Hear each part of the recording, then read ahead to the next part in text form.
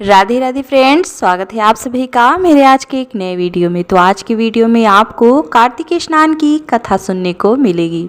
तो चलिए आज की कार्तिक स्नान की कथा शुरू करते हैं। एक ब्राह्मण और ब्राह्मणी थे। वे 7 कोस दूर गंगा जमुना स्नान करने जाते थे। रोज इतनी दूर आने जाने से ब्राह्मणी थक जाती थी। एक दिन ब्राह्मणी कहती है कि कोई बेटा होता तो बहू आ जाती। घर वापस आने पर खाना बना हुआ तो मिलता, कपड़े धुले मिलते। ब्राह्मण कहता है कि तूने भली बात चलाई, चल मैं तेरे लिए बहू ला ही देता हूँ। ब्राह्मण फिर बोला कि एक पोटली में थोड़ा सा आटा बांध दे, उसमें थोड़ी सी मोहर असरफी डाल देना। उसने पोटली बांध दी और ब्राह्मण पोटली लेकर चल दिया। चलते चलते कुछ ही दूर एक गांव में जमुना जी के किनारे बहुत सारी सुंदर लड़कियां अपने घर बनाकर खेल रही थीं। उनमें से एक लड़की बोलती है कि मैं तो अपना घर नहीं बिगाड़ूंगी, मुझे तो रहने के लिए ये घर चाहिए। उसकी बात सुन ब्राह्मण के मन पर वही लड़की छा गई और मन ही मन सोचने लगा कि बहू बनाने के लिए यही लड़की ठीक रहेगी। जब वह लड़की जाने लगी तो ब्राह्मण भी उसके पीछे चल दिया। और जब वह लड़की अपने घर पहुंचती है तब बूढ़ा ब्राह्मण बोला, बेटी कार्तिक का महीना है, मैं किसी के यहाँ खाना नहीं खाता। तुम अपनी माँ से पूछो कि मेरा आटा छानकर 4 रोटी बना देंगी क्या? यदि वह मेरा आटा छानकर रोटी बनाएंगी तभी मैं खाऊंगा। लड़की अपनी माँ को सारी बात बताती है। माँ कहती है कि बेटी बाबा से कह दे कि रोटी में 4 रोटी वह भी खा लेंगे। लेकिन लड़की कहती है कि नहीं माँ, बाबा ने कहा है कि मेरा आटा छान कर बनाओगी तभी वह खाएंगे। तब उसकी माँ कहती है कि ठीक है, जा बाबा से कह दे कि अपना आटा दे दें। उसने आटा छाना तो उसमें से मोहर असरफी निकलती हैं। वह सोचती है कि जिसके आटे में इतनी मोहर असरफी हैं उसके घर ना जाने कितनी होंगी। जब ब्राह्मण रोटी खाने बैठा तो लड़की की माँ बोली, बाबा तुम लड़के की सगाई करने जा रहे हो क्या? बाबा बोला कि मेरा लड़का तो काशी बनारस पढ़ने गया हुआ है, लेकिन अगर तुम कहो तो मैं खाड़ कटोरे से तेरी लड़की को ब्याह कर साथ ले जाऊं। लड़की की माँ बोली ठीक है बाबा, और वह ब्याह कर लाया। घर आकर बोला, रामू की माँ दरवाजा खोल कर देख, मैं तेरे लिए बहू लेकर आया हूँ, आकर बहू का स्वागत सत्कार कर। ब्राह्मणी बोली, दुनिया ताने मारती थी, अब तू भी मार ले। हमारे तो 7 जन्म तक कोई बेटा बेटी नहीं है तो बहू कहाँ से आएगी? ब्राह्मण बोला, ना तू दरवाजा तो खोल। ब्राह्मणी ने दरवाजा खोला तो सामने बहू खड़ी देखी। तब वह आदर सत्कार से बहू को अंदर ले गई। अब जब ब्राह्मण ब्राह्मणी नहाने जाते तो बहू घर का सारा काम करके रखती, खाना बनाती और सास ससुर के कपड़े धोती और रात में उनके पैर दबाती। इस तरह से काफ़ी समय बीत जाता है। सास बहू को सीख देती है कि बहू चूल्हे की आग ना बुझने देना और मटके का पानी खत्म ना होने देना। एक दिन चूल्हे की आग बुझ गई। बहू भागी भागी पड़ोसन के घर गई और बोली, मुझे थोड़ी सी आग दे दो, मेरे चूल्हे की आग बुझ गई है। मेरे सास ससुर सुबह 4 बजे से बाहर गए हुए हैं और वे थके हारे वापस आएंगे, मुझे उनके लिए खाना बनाना है। पड़ोसन कहती है, अरे तू तो बावली है, तुझे तो ये दोनों मिलकर पागल बना रहे हैं। इनका ना कोई बेटा है और ना ही कोई बेटी ही है। बहू बोली, ना ना आप ऐसे मत बोलो, क्योंकि इनका बेटा काशी बनारस पढ़ने गया है। पड़ोसन फिर बोली, अरे तुझे ये झूठ बोलकर लाए हैं, इनका कोई बेटा नहीं है। अब बहू पड़ोसन की बातों में आ गई और कहने लगी कि अब आप ही बताओ मैं क्या करूं। पड़ोसन कहने लगी, करना क्या है?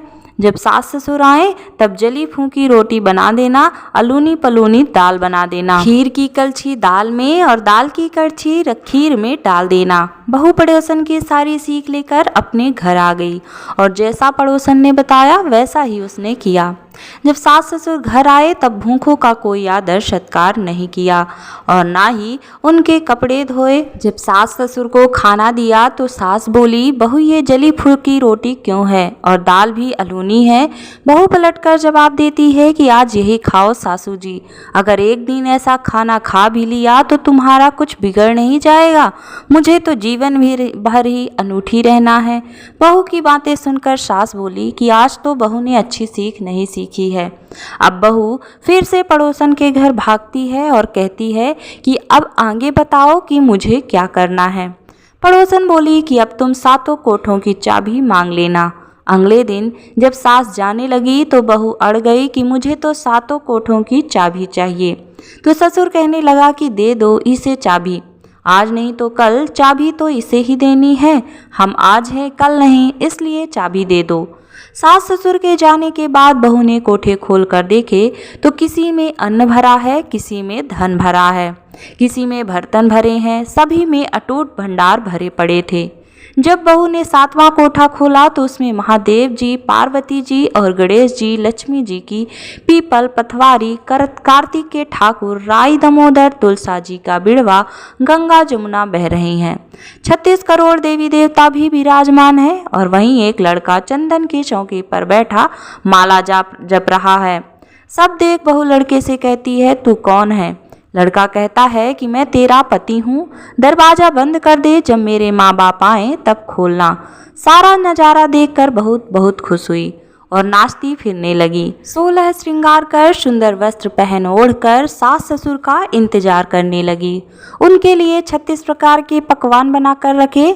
सास ससुर जब वापस आए तब उसने उनका बहुत आदर सत्कार किया, उनके कपड़े धोए, उनके पैर दबाए। बहू सास के पैर दबाते कहने लगी कि माँ जी, आप इतनी दूर 12 कोस यात्रा करके गंगा यमुना का स्नान करने जाती हो, थक जाती हो, तो तुम घर में स्नान क्यों नहीं करती हो? बहू की बात सुन सास कहने लगी कि भला गंगा जमुना भी घर में बहा करती हैं क्या? बहू बोली, हाँ माँ जी, बहती हैं, चलो मैं आपको दिखाती हूँ।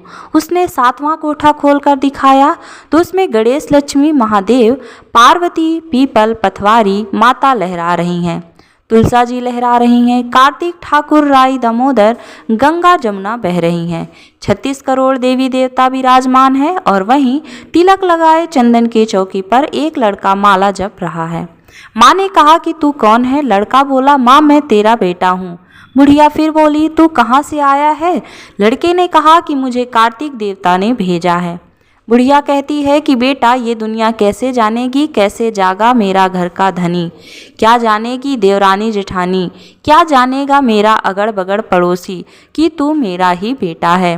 बुढ़िया ने विद्वान पंडितों से सलाह ली तो वह बोले, इस पार बहू बेटा साथ खड़े हो जाएं और उस पार बुढ़िया खड़ी हो जाए।